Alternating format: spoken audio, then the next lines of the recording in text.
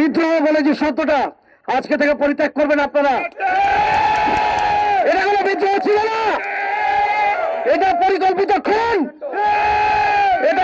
এটা পিলখানার হত্যাকাণ্ড। এই হত্যাকাণ্ড সহ সমস্ত বর্ডার কিলিং এর বিচার আমরা চাই। আর 2009 ফেব্রুয়ারিতে বিডিআর কিলিং এর পরে গত 15টা বছর আমরা জাতি হিসেবে কতটা দৈন্য আপনারা জানেন। যে এইটাতে দুই ধরনের মামলা হয়েছিল, একটা হত্যা মামলা আর একটা বিস্ফোরক মামলা। বিডিআর আইনে বিস্ফোরক মামলায় বিডিআর জওয়ান যাদেরকে আইনের আওতায় আনা হয়েছিল তাদের সাজা হওয়ার কথা 8 বছর, কিন্তু আজকে কত বছর হয়েছে? 2009 থেকে এই 16 বছরে তারা জেলের ভিতরে পচে মরছে এবং তারা অনেকেই মারা গিয়েছে। যদি 5 দিনের মধ্যে এই কমিশন জাতির সামনে প্রকাশ করে না হয় এবং সেখানে যদি কোন দালাল থাকে তাহলে 6ষ্ঠ দিনের দিন আমাদের রাজপথে দেখা হবে।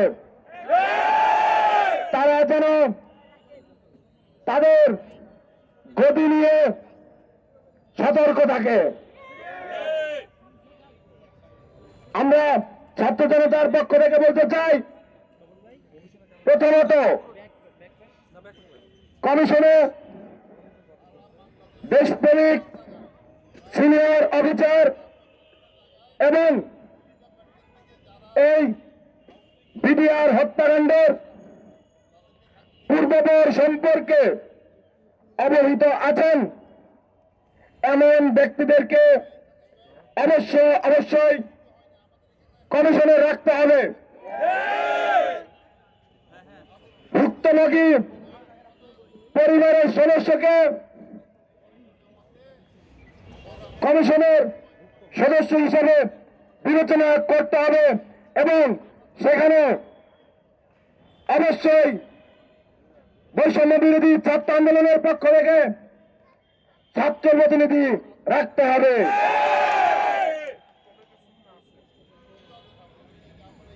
5 দিনের মধ্যে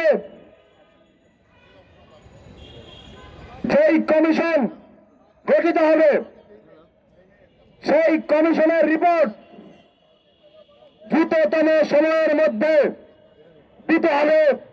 কারণ আমরা মনে করি এই বিডিআর হত্যাকাণ্ড নিয়ে ইতোমধ্যে দেশপ্রেমিক অফিসারেরা দায়িত্বপ্রাপ্তদের অনেকে ইতিমধ্যে নিরপেক্ষ রিপোর্ট তৈরি করেছেন। দ্বিতীয়ত, বিস্ফোরক মামলায় যারা জেলে ঢুকে মরছেন তাদেরকে দ্রুততম সময়ের মধ্যে ন্যায় বিচারের মাধ্যমে মুক্তি দিতে হবে।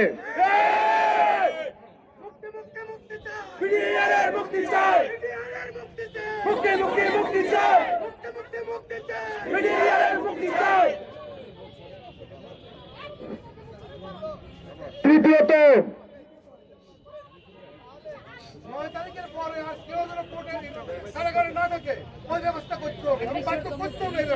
এবং সেই মুক্তির ব্যবস্থা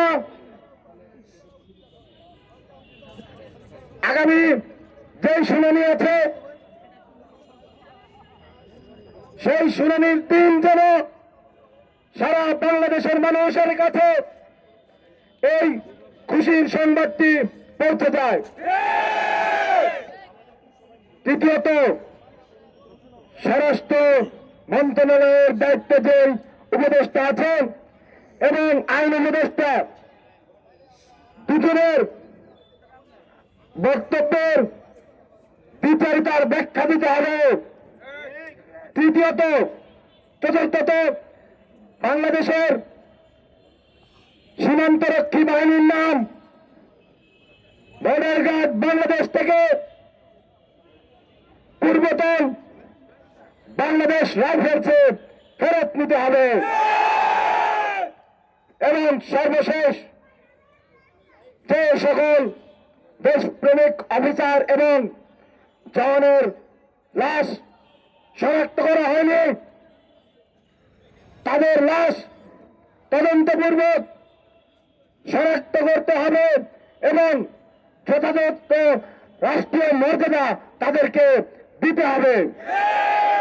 আমরা আজকে শহীদ মিনারের এই প্ল্যাটফর্মে দাঁড়িয়ে এইখানে সাধারণ ছাত্র জনতার পক্ষ থেকে, বৈষম্য বিরোধী ছাত্র আন্দোলনের পক্ষ থেকে আমরা সরকারের কাছে এই দাবিদাওয়া পেশ করছি, যদি 5 দিনের মধ্যে স্বাধীন এবং নিরপেক্ষ কমিশন গঠন না হয় তাহলে 6ষ্ঠ দিন আবারও দেখা হবে বাংলাদেশ।